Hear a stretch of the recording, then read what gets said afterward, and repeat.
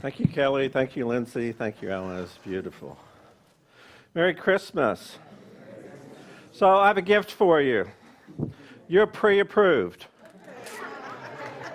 No questions asked from divine birthright.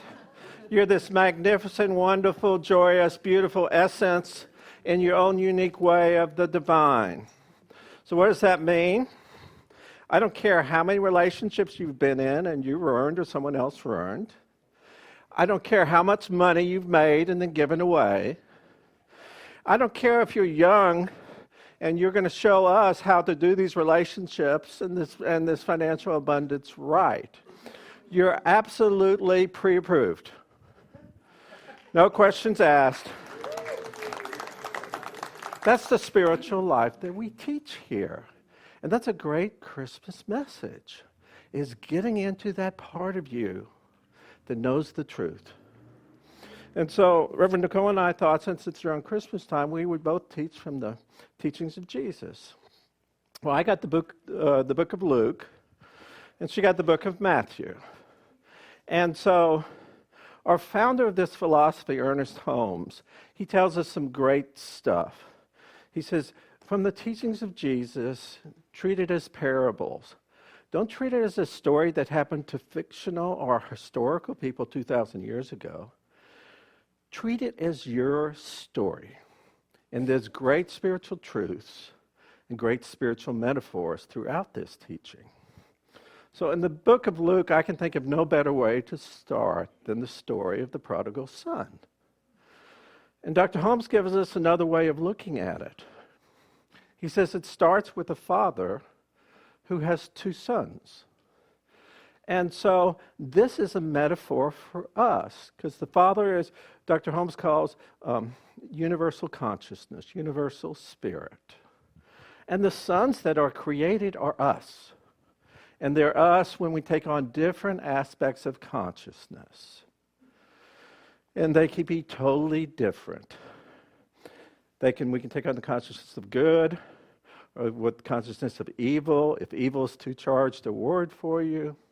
Let's take on the consciousness of eternal good, abundance, compassion, peace, infinite love, great relationships. Or we can take on the consciousness of limitation, victim consciousness, the world's out to get us, relying on the external world for our abundance. So these are the two sons. And most of you know the story. The story goes is the youngest son, and I have a little wound there because I'm the youngest son in the family. And my family always reminds me of that when we're having family discussions. So the youngest son asks his father, he says, "Can I have half of my estate? I want to go off to a far country and do what I want to." And that's the two messages I want you to remember from here, from this whole story, is one comes from Jesus. It says, "It is done unto you as you believe." And the other one comes from Dr. Holmes. It goes like this: God is always God, and we are always at choice.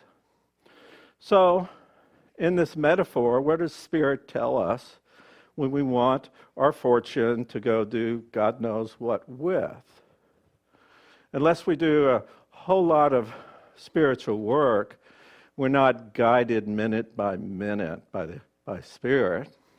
So we have this thing we call the universal law. So whatever we choose to do, we talk about stepping on the steps here and looking out at your life. And your life is just full of potentiality.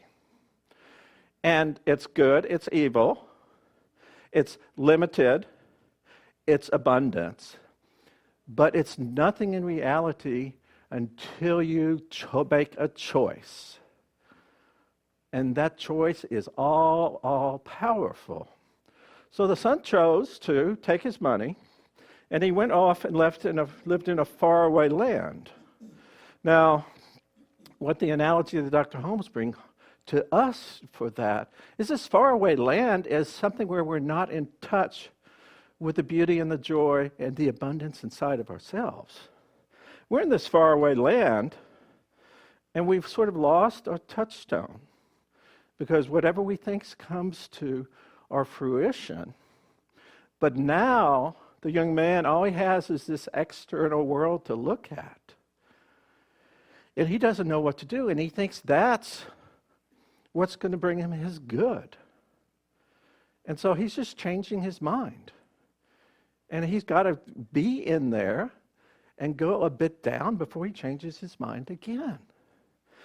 And how did Dr. Holmes phrase it? He said, and the young man wasted his substance on unrighteous living, and there arose a famine in the land.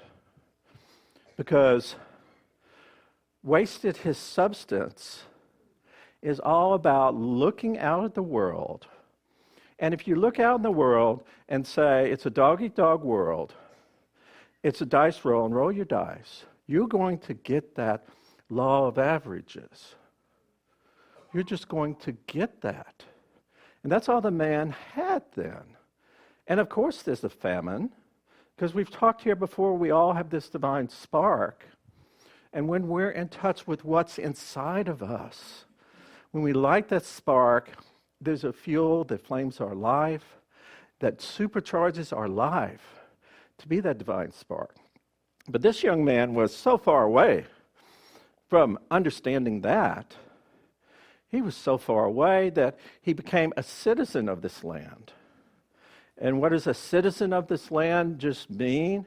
It means you're buying into the belief system of that land. So he's buying into the belief system that the world is what is our source. The stuff out in the world is our source. And of course, there was a famine. And Dr. Holmes points out it's really interesting what job they gave him. Because now, this young man's job was to go feed the swine.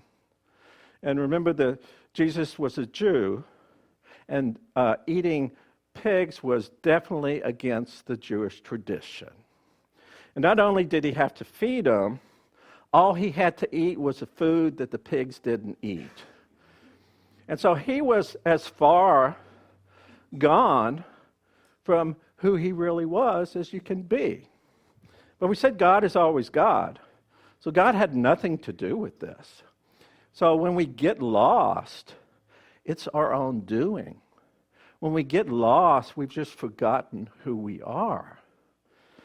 And so he gets to the point where he's totally down in the dumps. And Dr. Holmes always says, be careful of taking the scripture too literally. And he says, Father, I've sinned against you. He's talking to his father now.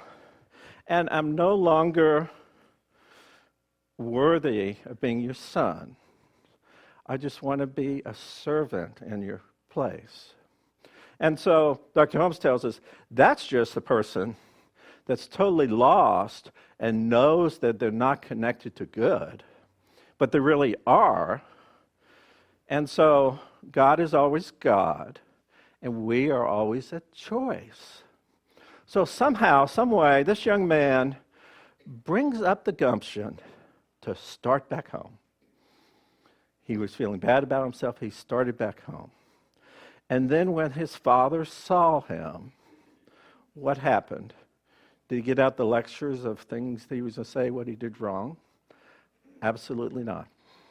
His father saw him. His face lit up. There was love to be had. There was this big party to be had to welcome his younger son home. But the elder son was a little mad about that. He said, well, Father, why? I've been here all along. Why didn't you do the same for me? You're killing the fatted calf. I never even got a goat. And the father said,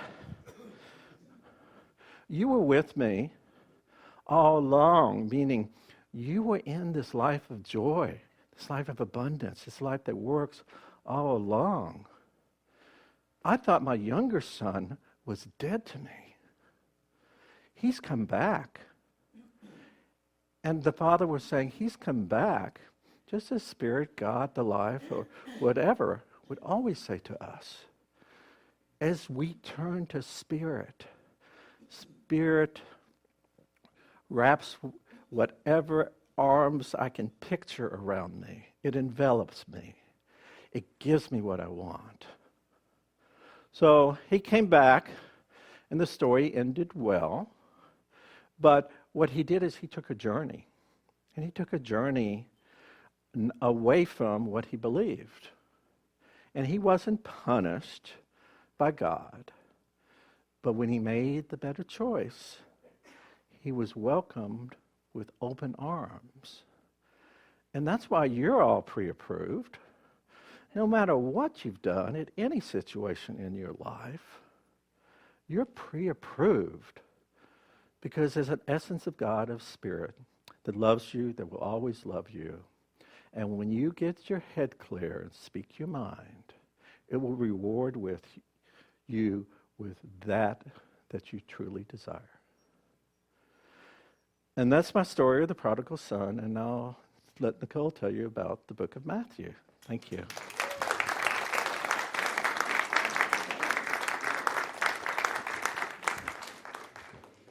Such great energy, Reverend Michael. Love it. Didn't he? Was he on fire? Yeah. That story of the prodigal son does rev him up a bit. He's always told me, you know I'm the prodigal son, right? So did you know that 46% of all people in America who celebrate Christmas do not see it as more of a cultural holiday than a faith-based holiday? Did you know that? Yeah, it does make sense. Because what I've found in at least being a part of the Centers for Spiritual Living my entire life is that many people have been hurt or wounded or bruised or taught that they were less than or taught to feel like they were being punished or weren't worthy in some organized religion. And so they steer clear of anything that resembles the name Jesus, right? I don't know if you can relate to this or not, but it kind of hurts my heart because what it does is it like throws the baby out with the bathwater. You know? Religion and dogma and all of that, it was created by man to organize and structure and get people to fall in line with what they desired. But the teachings and the sermon of Jesus of Nazareth is beautiful. It is not hurtful. It is not condescending. It is not in any way diminishing of any human being. And so I think that's what I love so much, especially about Matthew chapter 5, where they do talk, where he gives this great sermon on the Mount, right? And I always want to say sermon by the sea because I've been in this philosophy way too long. And for those of you who don't know, Dr. Ernest Holmes, the founder of the philosophy in a place called the Selamar, he gave this like grand sermon by the sea, and so I always... but that brings me to a very good point. My favorite part of the Sermon on the Mount is where he says with such conviction that you are the light of the world. You are a city built upon a hill that cannot be hidden. You are like a candle that has been lit, and we can't cover up the flame with a bowl, but we must put it on a stand and let the whole room and everyone in it be lit by that light. And in that same way, we can shine our light so bright that it reflects the good deeds of who we are. And of course, I'm, paraphrasing here. So that everyone around us can know God. That when we show up with our light, with who we are, we not only create the space for others to grow and be filled, but we are showing with conviction and authority the truth of our being. Now, let me take you back a little bit in my history. I love reading and studying New Thought leaders and teachers. Okay, so I've read and studied a lot of Ernest Holmes, a lot of M. Curtis Hopkins, a lot of Emmett Fox, a lot of Troward, all those. And so that when I really, really sat down and read this book of Matthew, I thought, oh my gosh, Jesus sounds just like Ernest Holmes. And I thought, that is so crazy. But then I, had to laugh at myself and shake my head like, Michael's mom would do to me. And realize, whoa. No. Jesus was like the OG of metaphysicians, okay? I don't know if you know what that means, but he was like the original. The original. He was teaching science of mind 2,000 years ago. And that's why I think that this celebration, this Christmas, is still so vital and so alive, whether or not it feels like a cultural experience or a faith-based experience, because there's somewhere within the deep recesses of this collective consciousness that says yes, that says, I heard it, that says I know.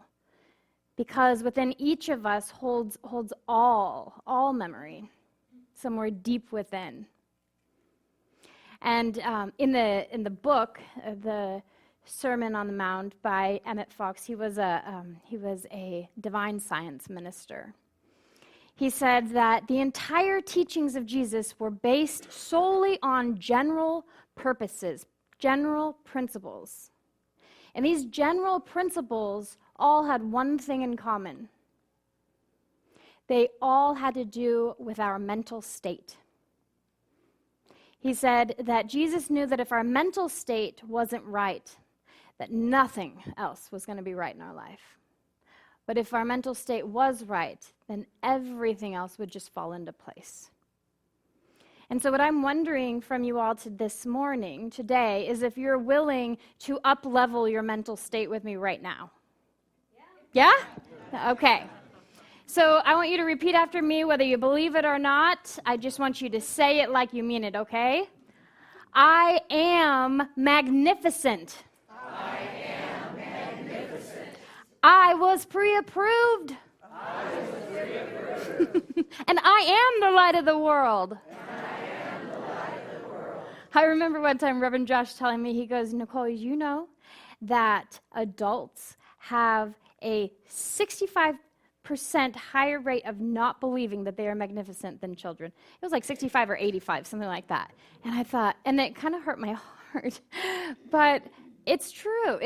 We get bumped and bruised along the way. We start buying into stuff. We have struggles. We lose our faith in humanity or ourselves or in anything else. And the most important thing that we can do, I think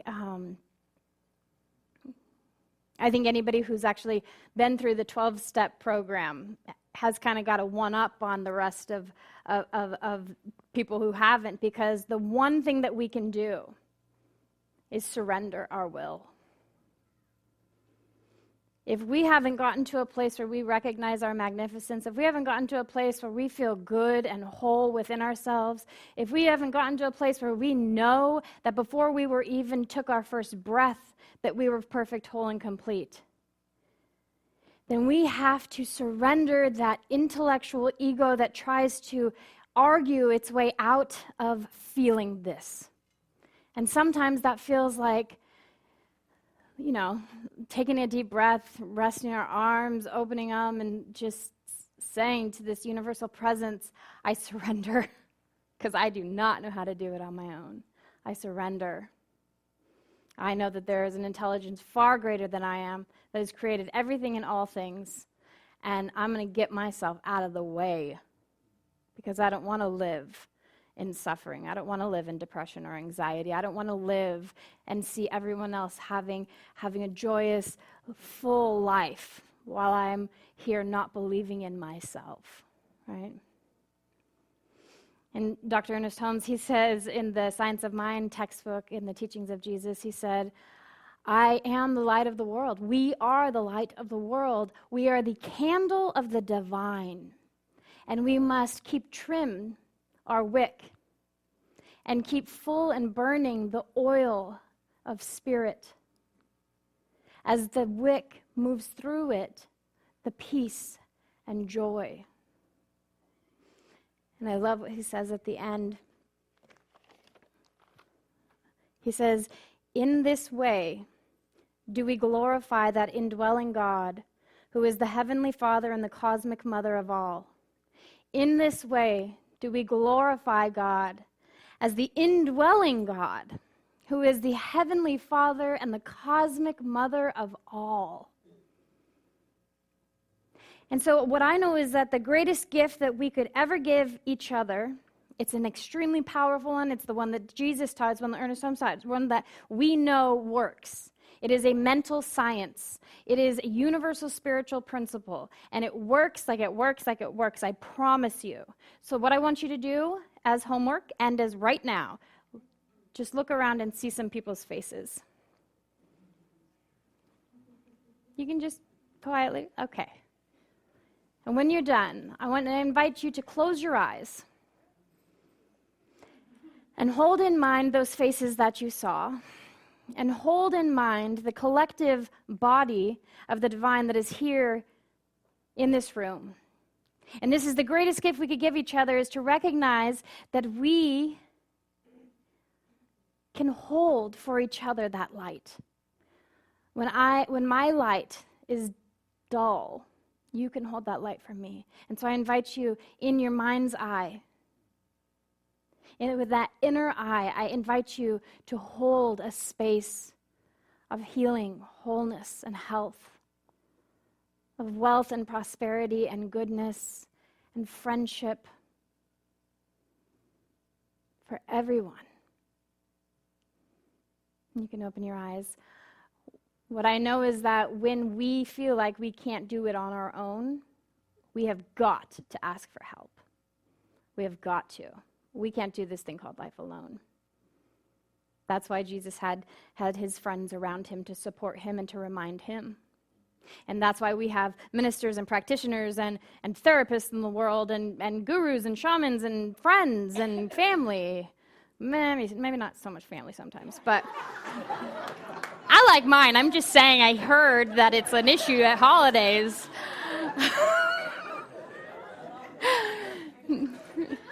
But I just wish you the greatest of days, and to hold that in your heart now and forever. I appreciate you. I love you, and so it is.